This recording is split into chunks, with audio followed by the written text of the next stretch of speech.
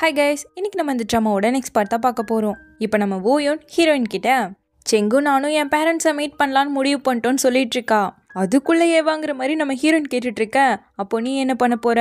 உன்னோட பேரண்ட்ஸ் கிட்ட இன்ட்ரடியூஸ் பண்ணாமே இருக்கலான்னு முடிவு பண்ணிட்டியான்னு கேட்க, ஏற்கனவே ஏஜிங் ஷூவை என் அம்மா தப்பாக தான் நினச்சிட்டு இருக்காங்க. இப்போவே நான் போய் இன்ட்ரோலாம் பண்ணி வச்சேன்னா அது வேறு மாதிரி தான் போய் முடியும். அது மட்டும் இல்லாமல் நாங்கள் இப்போ தானே டேட் பண்ண ஆரம்பிச்சிருக்கோம், மெதுவாக பண்ணிக்கலான்னு சொல்லிக்கிட்டு இருக்கா. அப்போ ஓயோனுக்கு ஒரு புக்கு கிடைக்க இங்கே வந்து பாருடின்னு கூப்பிடுறா.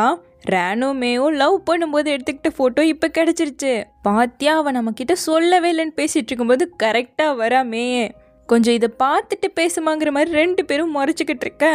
அச்சோ மாட்டிக்கிட்டமேன்னு இவன் நினைக்கும் போது இந்த பக்கம் ரேன் அவன் எக்ஸ் கேர்ள் ஃப்ரெண்டோட இருக்கான். எதுக்காக? நம்ம அந்த கிறிஸோட இது சேர்ந்துட்டால என்னங்கிறத தெரிஞ்சுக்கணும் இல்லையா? ஸோ திரும்பவும் அந்த பொண்ணுக்கிட்ட கிறிஷை பற்றி கேட்க, அவர் இப்போ ஏதோ டிப்ரெஷனில் போயிட்டாராமா. ஏன்னா அவருக்கு இப்போ ரீசெண்டாக ஒரு பொண்ணு பிடிச்சி போயிருக்கு. பட் அந்த பொண்ணு அவரை ரிஜெக்ட் பண்ணிடுச்சாமான்னு சொல்லிக்கிட்டு இருக்க. உடனே மேக்கு மெசேஜ் பண்ணி கேட்குறான், உனக்கும் கிறிஷ்க்கும் எப்படி போயிட்டுருக்குன்னு சொல்லி. அதெல்லாம் பிரச்சனை இல்லையே, இன்னைக்கு நைட் அவனோட எனக்கு டேட் கூட இருக்குன்னு போய் சொல்ல, நீ தான் ஆல்ரெடி அவனை ரிஜெக்ட் பண்ணிட்டியே. ஓ, என் அண்ணனை கடுப்பேத்துறதுக்காக அவனை யூஸ் பண்ணிட்டு இருக்கியான்னு சொல்லி இவங்க ரெண்டு பேரும் மாற்றி மாற்றி கேட்டுட்டு இருக்காங்க. இங்க ரேன் மேயோட ரிப்ளையை பார்த்துட்டு இவன் மனசுல என்னதான் நினைச்சிட்டு இருக்காங்கிற மாதிரி இவனுக்கு கடுப்பாகுது. பட் எக்ஸ் கேர்ள் ஃப்ரெண்டோ என்ன அடிக்கடி மீட் பண்றியே, நம்ம திரும்ப பேட்சப் ஆயிக்கலாமா? எனக்கும் இந்த மாதிரி ஒரு நல்ல பையன் திரும்ப கிடைக்கவே இல்லை தெரியுமான்னு சொல்ல, ஒன்ஸ் பிரேக்கப் பண்ணிட்டா பிரேக்கப் பண்ணியாச்சு, அவ்வளோதான். இனிமேல் நம்ம ஜஸ்ட் ஃப்ரெண்டு, சாப்பிட்றமா போகிறோமா அவ்வளோதான், அப்படிதான் இருக்கணும்னு சொல்லிக்கிட்டு இருக்கான். அதே நேரம் இங்கே மேய ரெண்டு பேரும் ரொம்ப ஃபோர்ஸ் பண்ணி கேட்டுக்கிட்டே இருக்கிறதால முன்னாடி நான் அவனை லவ் பண்ணது உண்மைதான்னு ஒத்துக்கிட்டா. பட் அதெல்லாம் முன்னாடி, இப்பெல்லாம் சுத்தமாக ஃபீலிங்ஸே கிடையாதுன்னு மழுப்பேன். எனக்கு தெரிஞ்சு திரும்பவும் நீ அவனை தான் லவ் பண்ண போறேன்னு சொல்லிட்டு இருக்காங்க ரெண்டு பேருமே. தென் இப்போ கட் பண்ண ஓயோனோட பேரண்ட்ஸை மீட் பண்ணுறதுக்காக நம்ம செங் கோட் சூட்லாம் போட்டு வந்திருக்கான். அதுவும் இவளை பார்த்ததும் குட்டி பையன்ல ஸோ துருன்னு அழகா ஓடி வரான். ஏன்டா இப்படி ட்ரெஸ் பண்ணியிருக்கேன்னு கேட்டா, எப்படி மெச்சூர்டா இருக்கல்ல, அப்பதான் நான் பெரிய பையன் உன்னோட பேரண்ட்ஸ் எல்லாம் நம்புவாங்கன்னு சொல்லிட்டு இருக்கேன். கரெக்டா அங்க ஓயோனோட அம்மா இவனை பார்த்துட்டு சேல்ஸ்மேன்னு நினைச்சிட்டு நாங்க வீடு விற்கிறதாவோ வாங்குறதாவோ இல்லப்பான்னு சொல்லிட்டு இருக்காங்க. ஐயோ அம்மான்னு ஓயோன்னு சொல்ல வரும்போது, ஹலோ ஆண்டி, நான் ஓயோனோட பாய் ஃப்ரெண்ட், என்னோட பேரு செங்னு இன்ட்ரோ ஆயிக்கிறான். தென் இப்போ வீட்டுக்குள்ள கூப்பிட்டு வந்துட்டாங்க. கொடுங்க ஆண்டி, நானே வாங்கி வைக்கிறேன்னு சொல்ல, ஆன்டின்னு கூப்பிட்ற அளவுக்கு இல்லப்பா, நீ பாட்டின்னு கூப்பிட்ற வயசு எனக்கு ஆயிடுச்சுன்னு சொல்றாங்க அவங்க அம்மா. அடுத்து அப்பா, ஃபர்ஸ்ட் டைம் வீட்டுக்கு வந்திருக்குன்னு சொல்லிட்டு ஆயிலி ஃபுட்டாக எடுத்து வைக்க இவன் இதெல்லாம் சாப்பிடவே மாட்டானாச்சே. தென் அவனை பற்றி கேட்கும்போது என்ஜினியரிங் முடிச்சு சைனீஸ் மெடிசனில் ஹெல்த் அண்ட் டயட்டில் தான் மாஸ்டரேட் பண்ணிட்டுருக்குன்னு சொல்லும்போது ஓயோனோட அம்மா, அப்போ உனக்கு ஈட்டிங் ஹேபிட்ஸ் பற்றியெல்லாம் தெரியும்ல, எங்க இதுலலாம் என்னென்ன ஹெல்த்தியாக இருக்குன்னு சொல்லி கேட்கும்போது ஓயோன் சொல்லுன்னு சிக்னல் பண்ணுறா, பாசிட்டிவாக சொல்லுவான்னு நினச்சிட்டு அவனும் இங்க அப்போ சரி என்னோட ஹானஸ்டான ரிவ்யூவை சொல்லலாம் இல்லையான்னு சொல்லி அப்பா கரெக்டாக சாப்பிட்டு போகும்போது இதில் ஃபேட் அதிகமாக இருக்குது, இதை அடிக்கடி எடுத்துக்கிட்டிங்கன்னா உங்களுக்கு ஹார்ட் டிசீஸ் வந்துருன்ட்டான். அடுத்து அம்மா சாப்பிட போகிறதையும் இதில் அதிகமாக கார்போஹைட்ரேட்ஸ் இருக்குது, தனித்தனியாக சாப்பிட்டா தெரியாது, சுகரோட ஒன்றா அதிகமாக எடுத்துக்கிட்டா அதனோட கலோரிஸ் 5 மடங்கு அதிகமாக இருக்குன்னு சொல்லி பயமுறுத்தி விட்டுட்டான். பேசின வர போதுண்டாங்கிற மாதிரி ஓயோன்னு கேள்விட்டு இருக்கேன்.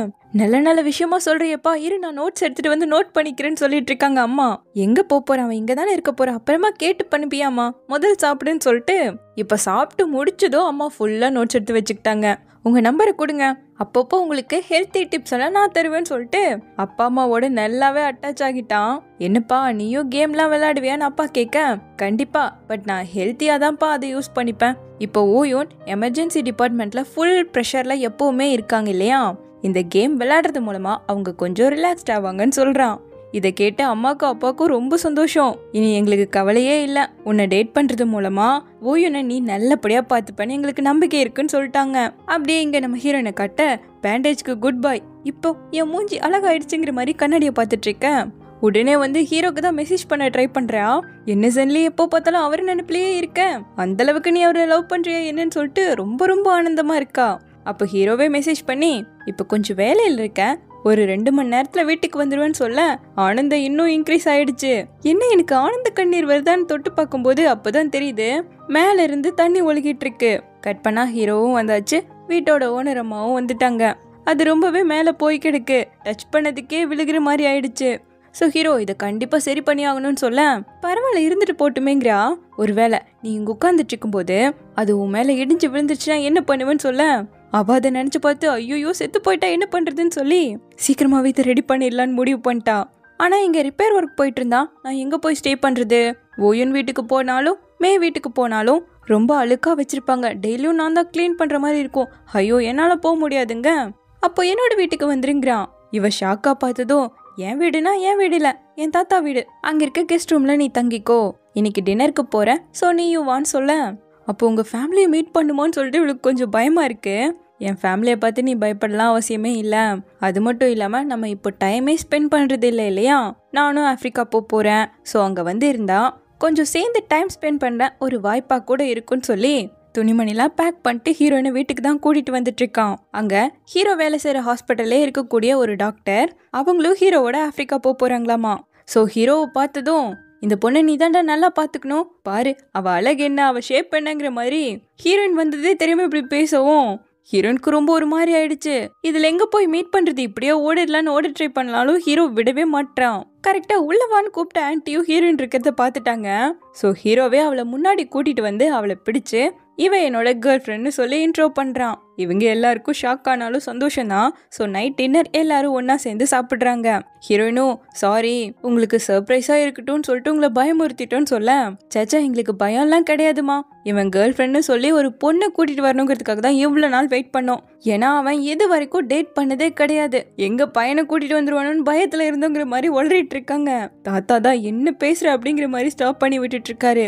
உடனே ஆன்ட்டி ஜென்லி எவ்வளோ ஒரு அழகான பொண்ணு, நம்ம ஆல்ரெடி டாங்ஷன்லயே மீட் பண்ணிருக்கோம் இல்லையான்னு கேட்கும்போது அப்ப கூட நான் அவங்கள இவரோட அக்கான்லாம் நினைச்சுக்கிட்டேன்னு ஹீரோயின் சொன்னதும் ஆன்ட்டிக்கு இன்னும் ரொம்ப ஆனந்தம் ஆயிடுச்சு.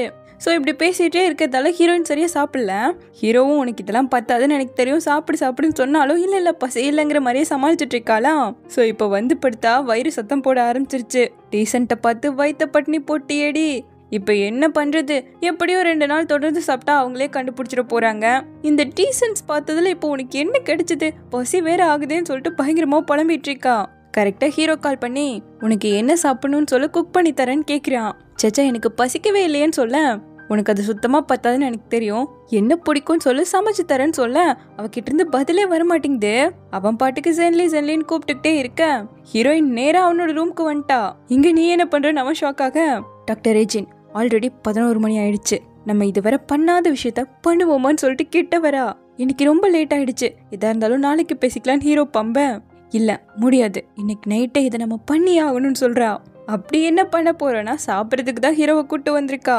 ஹீரோவோ சாப்பிட்டதுக்கு அப்புறமா நான் திரும்பலாம் சாப்பிடவே மாட்டேன்னு சொல்ல, முன்னாடி இந்த ரூல்ஸ் எல்லாம் நீங்க இப்ப ஃபாலோ பண்றீங்களா? நீங்க மாறிட்டீங்க, அதை ஏத்துக்கோங்க, கொஞ்சமாச்சும் சாப்பிடுங்கன்னு எவ்வளவு கெஞ்சினாலும் வேணான்னே சொல்லிட்டு இருக்கானா. சரி கொஞ்சோண்டு கிட்ட வாங்கன்னு கூப்பிட்டு வாயில வச்சு விட்டுட்டா. அப்புறம் என்ன மாத்தி 2 பேரும் ஊட்டி விட்டுக்கிட்டு வீடியோஸ் எல்லாம் எடுத்துக்கிட்டு ஃபுல்லா ஜாலியா சுத்த ஆரம்பிச்சுட்டாங்க. கூலர்ஸ் எல்லாம் போட்டுக்கிட்டு டான்ஸ் ஆடிக்கிட்டு ரொம்ப சந்தோஷமா என்ஜாய் பண்ணிட்டு இருக்காங்க. ஸோ இப்படியே விடிஞ்சிட அடுத்த நாள் ஹீரோ தான் அவளை தூக்கிட்டு வந்துட்டு இருக்கான். இப்படி இவங்க ஒத்துமையா சந்தோஷமா இருக்கிறத பார்க்கும்போது ஆன்ட்டிக்கும் தாத்தாக்கும் ரொம்ப சந்தோஷம். அடுத்து இங்க ஓயோனையும் செங்கையும் காட்ட அவங்களோட மேரேஜ் சர்டிஃபிகேட்லாம் வாங்கியாச்சு. ஸோ இவங்க இங்கே ஒரு நல்ல ஹாப்பியான லைஃப்பை வாழ்ந்துட்டுருக்க. அடுத்து நம்ம மேயை காட்டுறாங்க. அவளோட காரு கரெக்டாக பஞ்சர் ஆகி டென்ஷன் பண்ணிகிட்டு இருக்கு.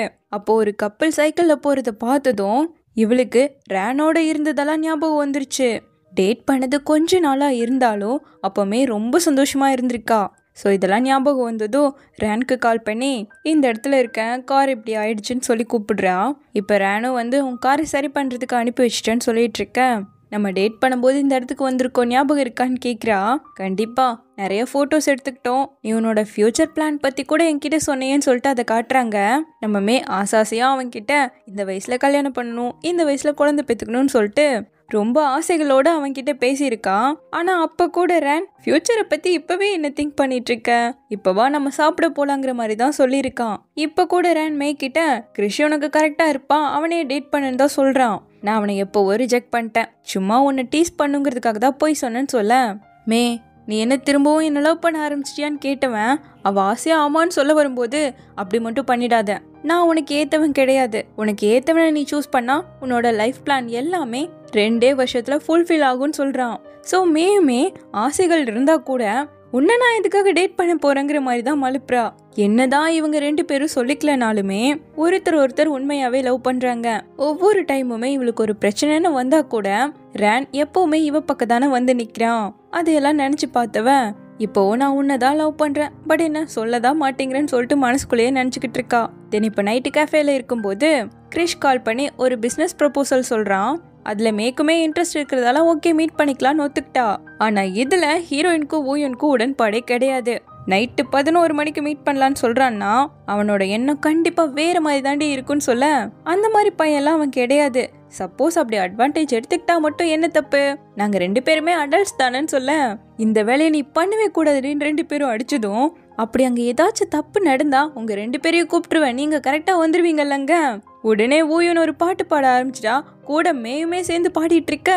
எங்கேயோ கேட்ட மாதிரி இருக்கேன்னு நம்ம ஹீரோயின் யோசிச்சுக்கிட்டே பேசின டாபிக் எல்லாம் மறந்து போய் பாட்டை போட்டு டான்ஸ் பண்ண ஆரம்பிச்சிட்டாங்க. இப்போ நெக்ஸ்ட் டே நம்ம ஹீரோயின் லைப்ரரியில் ஹீரோயினும் ஆஃப்ரிக்காவுக்கு போகிறதுக்கு 1 வாரம் தான் இருக்கு. அங்கே பரவக்கூடிய டிசீஸ், எத்தனை பேர் அங்கே வாலண்டியராக போயிட்டு இருக்காங்க இத்தனை வருஷம், அது மாதிரி எல்லா டீட்டெயில்ஸையும் கலெக்ட் பண்ணிட்டு இருக்கா. அப்படியே இங்கே நம்ம ஹீரோவை காட்ட அவனோட ஸ்டூடெண்ட்க்கு பதிலாக தான் இவன் போக போறான். ஸோ அவனே சொல்றான், நீங்க இப்பதான் டேட் பண்ணவே ஆரம்பிச்சிருக்கீங்க, நானே போய்க்கிறேன். சப்போஸ் உங்களுக்கு வெயிட் பண்ணாம அவங்க வேற ஆளை கூட பாத்திரலாம் இல்லையா நல்லா அவன் பேச.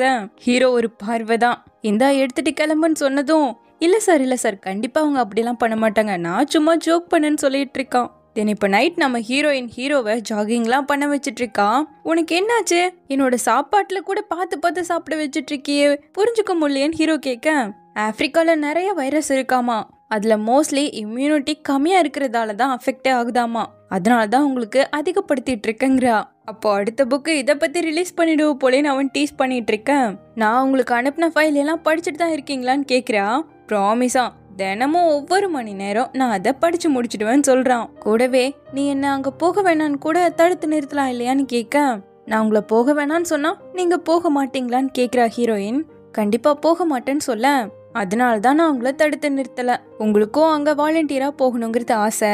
ஒரு டாக்டரா நோயை மட்டும் சரி பண்றது உங்க வேலை இல்ல, அவங்களோட வாழ்க்கையவே நீங்க காப்பாத்துறீங்கன்னு சொல்லும் போது ஹீரோக்கு அவளை இன்னுமே பிடிக்க ஆரம்பிச்சிருச்சு.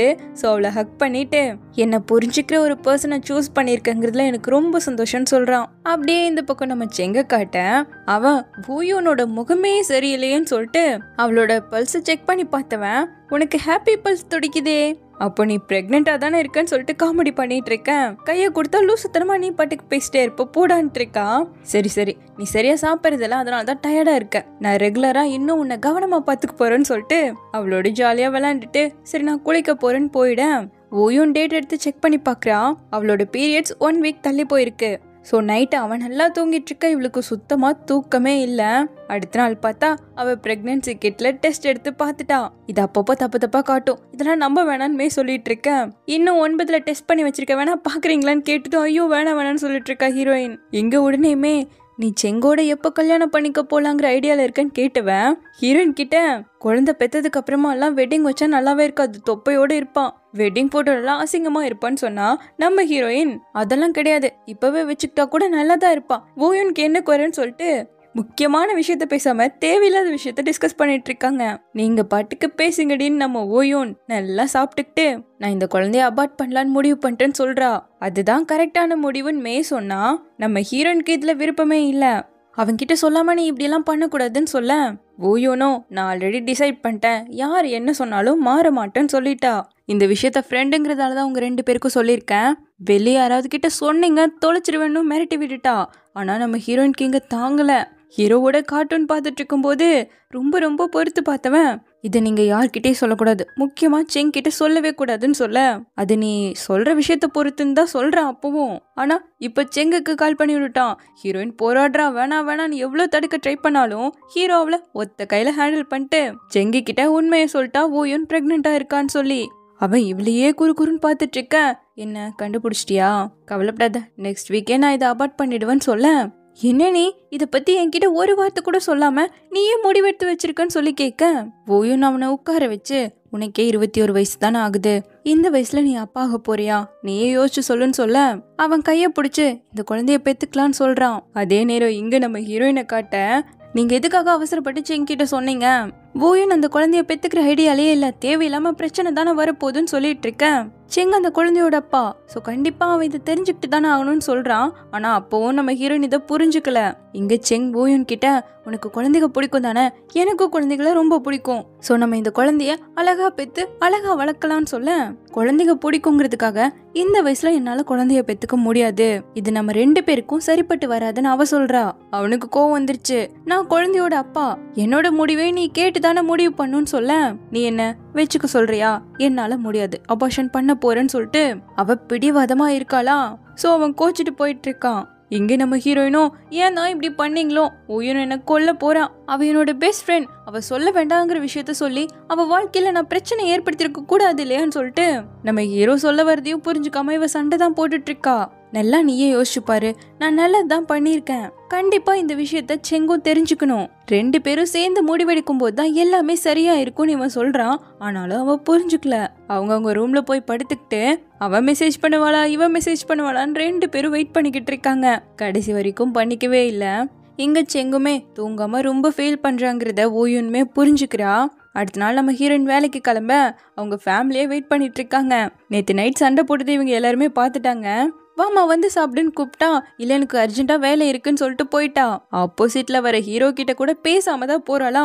போ அவளை போய் சென்ட் ஆஃப் பண்ணி வச்சுட்டு வான்னு சொல்லி ஃபேமிலியை அனுப்பி வைக்க, நம்ம ஹீரோயினும் இன்னைக்கே அந்த வீட்டை நீங்க சரி பண்றீங்க, நாளைக்கே நான் அந்த வீட்டுக்கு வர போறேங்கிற மாதிரி அவளோட பழைய வீட்டை சரி பண்ணி கொடுக்க கேட்டுட்டு இருக்கா. இதை ஒட்டு கேட்ட நம்ம ஹீரோ அந்த ஹவுஸ் ஓனருக்கு கால் பண்ணி, காசு கொடுக்கறது நான் தானே, எவ்வளோ பொறுமையா சரி பண்ண முடியுமோ அவ்வளோ பொறுமையா தான் நீங்க சரி பண்ணி கொடுக்கணும்னு சொல்லிட்டான். இங்க கெஃபேல செங் வந்து உட்காந்துக்கிட்டு ஓயோன் பேச மாட்டான்னு சொல்லிட்டு, என்ன நீங்க என்கிட்ட ஆர்டர் எடுக்க மாட்டீங்களா, இப்படி இருந்தா எப்படி கடை ஓடுறதாமான்னு கேட்க, சரி சொல்லு இப்ப என்ன சொல்லணுமோ என்கிட்ட சொல்லுன்னு அவ உட்காந்து கேட்க, குழந்தை பெக்கிறதால வரப்போற ப்ராப்ளம நம்ம ரீசால்வ் பண்ணிட்டா எந்த பிரச்சனையும் வராது இல்லையா, ஸோ அதுக்கு நான் ஒரு தீர்வை கண்டுபிடிச்சிட்டேன்னு சொல்லி, உன்னோட கருத்தை நீ சொல்லு, என்னோட கருத்தை நான் சொல்றேன், சேர்ந்து முடிவெடுப்போன்னு சொல்லிட்டு பிளாக் போர்டெல்லாம் ரெடி பண்ணி வச்சிருக்கான். அதுல நம்ம ஓயுன்னு சொல்றது, இப்போ நமக்கு குழந்தைன்னு ஒண்ணு பெத்துக்கிட்டா என்னோட வேலையை நான் விடணும், நீயும் உன்னோட படிப்பை விட்டுட்டு வேலைக்கு போகணும், குழந்தைன்னு வந்துட்டா கடமைகள் ரொம்ப அதிகமாயிடும், ஆனா நீ இன்னும் கிராஜுவேட் கூட ஆகல, இந்த வயசுலயே உன் மேல நான் ப்ரெஷர் போட விரும்பலன்னு சொல்றா. அதுக்கு நம்ம செங், இதுதான் உன்னோட பிரச்சனைனா என்னால படிச்சுக்கிட்டே குழந்தையும் பார்த்துக்க முடியும், அப்படி இல்லைன்னா நான் தான் என்ஜினியரிங் முடிச்சிருக்கனே, ஸோ அது சம்மந்தப்பட்ட வேலைக்கு போய்ப்பேன், ஸோ என்னால் எல்லாத்தையுமே மேனேஜ் பண்ணிக்க முடியும்னு சொல்ல, நம்ம ஓயுனோம் குழந்தைக்காக நம்ம இவ்வளோ பிரச்சனையை ஃபேஸ் பண்ணுங்கிற அவசியமே இல்லைங்கிறா. ஆனால் அவன் இன்னுமே விடாம அவ பக்கத்தில் வந்து உட்காந்துக்கிட்டு, குழந்தைய நீ பிரச்சனையா நினைக்காத, அது கடவுளே நமக்கு கொடுத்த கிஃப்டா நினைச்சுக்கோன்னு சொல்றான். இங்க பாரு செங், நீயே இன்னும் ஒரு குழந்தையா இருக்க, எப்படி உன்னால குழந்தை ஃபேமிலின்னு எல்லாத்தையும் ரன் பண்ண முடியும்னு கேட்டுட்டா. நான் விளையாட்டுத்தனமா பேசல, சீரியஸா பேசுறேன், நைட்டு ஃபுல்லா நல்லா யோசிச்சு என்னென்ன பாசிபிலிட்டிஸ் இருக்கோ அது எல்லாத்தையும் லிஸ்ட் போட்டு வச்சிருக்கேன்னு சொல்லிட்டு காட்டுறான். குழந்தை, வேலை, படிப்பு, ஃபேமிலின்னு எல்லாத்தையுமே என்னால கண்டிப்பா பாத்துக்க முடியும், என் மேல நம்பிக்கை வைன்னு சொன்னா கூட அவன் நம்பவே மாட்றா. எனக்கு வேலை இருக்கு, நீயும் கிளாஸ்க்கு போன்னு சொல்லிட்டு எழுந்து போயிட்டு இருக்கா. உனக்கு நிஜமா குழந்தை பிரச்சனை கிடையாது, அந்த குழந்தைக்கு நான் ஒரு நல்ல அப்பாவா இருப்பேன்னு உனக்கு என் மேல நம்பிக்கை கிடையாதுன்னு சொல்லும் போது அவ ஆமான்னு சொல்லிட்டா.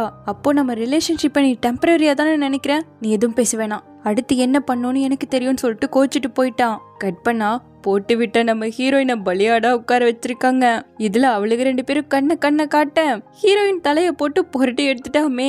இருந்தாலுமே நம்ம ஓயோன் பரவாயில்ல, எப்படியோ ரொம்ப நாள்லாம் என்னால அவன் கிட்ட இதை மறைக்க முடியாது, முன்னாடியே தெரிஞ்சதும் நல்லா தான் சொல்ல, உடனேமே அதுக்குதான் என்ன மாதிரி சிங்கிளா இருக்க பொண்ணை மட்டும் நம்பி உண்மைகளை சொல்லணும், இந்த மாதிரி டபுள்ஸ் கிட்ட எல்லாம் சொன்னா எப்படியும் எல்லாருக்கும் தெரிஞ்சிடும் சொல்லிட்டு இருக்கேன். கரெக்டா உள்ள வந்த ரேன் நம்ம ஓயுனை பார்த்து, குழந்தையோட அப்பா வெளியே ரொம்ப அழுதுட்டு இருக்கானேங்கிற மாதிரி சொல்லிட்டு உட்கார, அப்ப கூட நம்ம ஹீரோனை தான் பாக்குறா.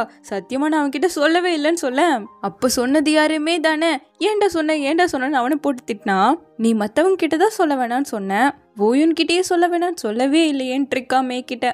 இது கேட்டு நம்ம ஓயுன் இன்னுமே டென்ஷன் ஆயிட்டு இருக்கா. சரி தப்பு பண்ணது நான் தானே, நானே உங்களுக்கு மீல் வாங்கி கொடுக்குறேன் ரேன் வெளியே கூப்பிட்டு வந்துட்டான்.